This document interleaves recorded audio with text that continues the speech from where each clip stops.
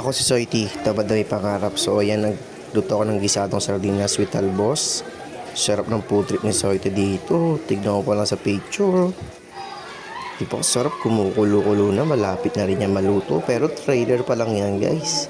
Panoorin nyo hanggang dulo yung video. Tapusin nyo, guys. Ayun, oh. Pinagsabay-sabay ko na yung sibuyas, bawang yung kamatis para isa ang luto lang. Ilalagay na rin natin yung sardinas dyan.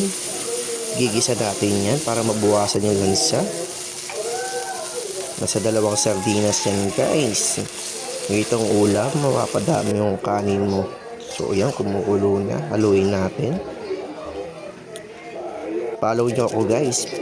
Please like and share. Lagyan ko ng paminta.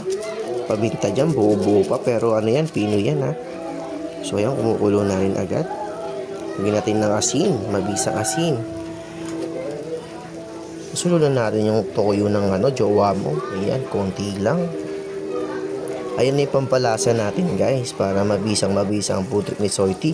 Lagyan natin ng tubig yan, yung pinagalugan ng yan sa lata. Yan, haluin natin. Papakuluan lang natin yan. So ayan, paluto na rin yan. Susunod na natin yung talbos dyan.